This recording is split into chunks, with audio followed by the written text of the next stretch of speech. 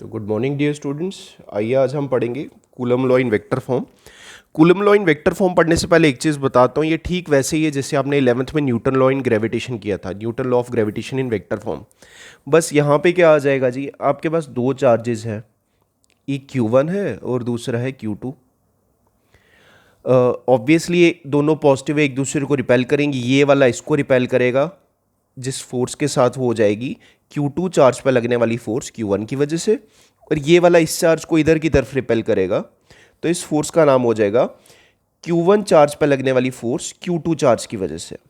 Obviously ये जो दोनों डिस्टेंस, ये दोनों जो चार्जेस हैं, इन दोनों के बीच के जो डिस्टेंस का मैग्नीट्यूड है वो r है, but since we are dealing in vector form तो आई नीड टू मेंशन कि Q1 से लेके Q2 तक का डिस्टेंस है और Q2 से लेके Q1 तक का क्या डिस्टेंस है।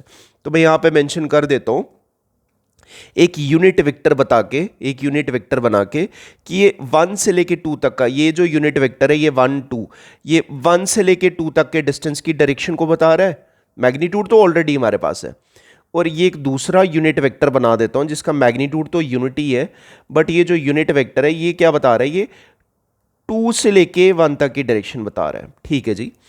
अब सिंस आपको एक चीज़ तो पता ही होगी कि कोई भी जो वेक्टर होता है उसके पास दो चीज़ें होती हैं, मैग्नीट्यूड भी होता है और साथ में उसकी डायरेक्शन भी होती है। डायरेक्शन को स्पेसिफाई करने के लिए ये यूनिट वेक्टर बनाया जाता है। तो चलिए आगे देखते हैं, यहाँ पे पढ़ते हैं कि पहले मैं ये निकालूंगा F12।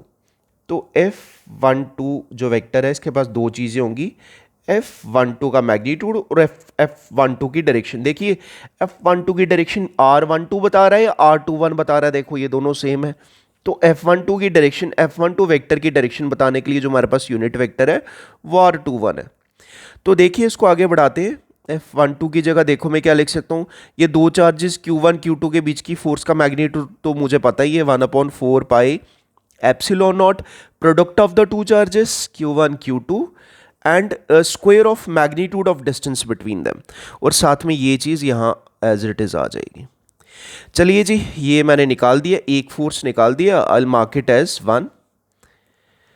अच्छा, अब जैसे ये F12 निकाला वैसे ही F21 भी निकालते हैं। तो देखिए F21 निकालते हैं। F21 भी क्या होगा, कोई भी जो वेक्टर होता है उसके पास दो चीज़ें होती हैं, उसका मैग्नीट्यूड और उसकी डायरेक्शन। देखिए F21 की जो डायरेक्शन दे रहा है वो R12 बता रहा है, तो मैं लिख दूंगा R12 के ऊपर कैप। तो डियर स्टूडेंट्स, आगे बढ़ने से पहले आपको एक चीज़ याद करवा देता हूँ कि नेगेटिव वेक्टर्स क्या होते थे। नेगेटिव वेक्टर्स होते थे जिनका मैग्नीट्यूड बराबर होता था बट डायरेक्शन एकदम उल्टी होती थी। तो ये इन दोनों का मैग्नीट्यूड यूनिटी है क्योंकि यूनिट वेक्टर डायरेक्शन एकदम ऑपोजिट है। तो मैं लिख सकता हूँ बट R12 जो है वो माइनस R21 है, यानी कि वो R21 का नेगेटिव है। तो यही इक्वेशन देखो क्या बन जाएगी, ये आ जाएगा F21 ये, और ये F21 का मैग्नीट्यूड, और ये इसकी जगह आ जाएगा -R21 के, ये 12 की जगह आ जाएगा -R21 के ऊपर कैप। अब ये माइनस साइन में बाहर ले जाऊंगा, ये -F21 का मैग्नीट्यूड और यहाँ पे क्या आ जाएगा R21 के ऊपर कैप।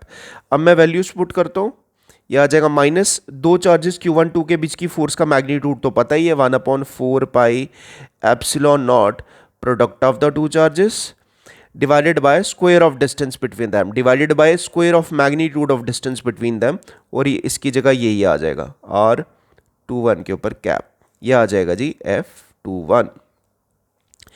अब इसको मैं लिख देता हूं इक्वेशन 2। अब आपने सीधे लिख देना है कि इसको भी ऐसे,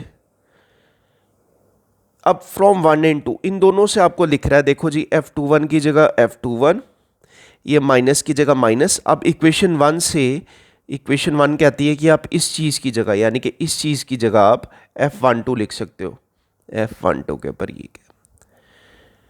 तो देखो जी, ये coulomb law in vector form से हमें ये पता लगता है कि ये भी थर्ड लॉ के ऊपर बेस्ड होता है। ठीक है, यानी कि जितनी इन दोनों के बीच में जो म्यूचुअल फोर्स होती है, जितनी फोर्स से Q1 Q2 को रिपेल कर रहा है, Q1 Q2 को जितनी फोर्स के साथ रिपेल कर रहा है उतनी फोर्स के साथ Q2 Q1 को भी रिपेल कर रहा है। Thank you.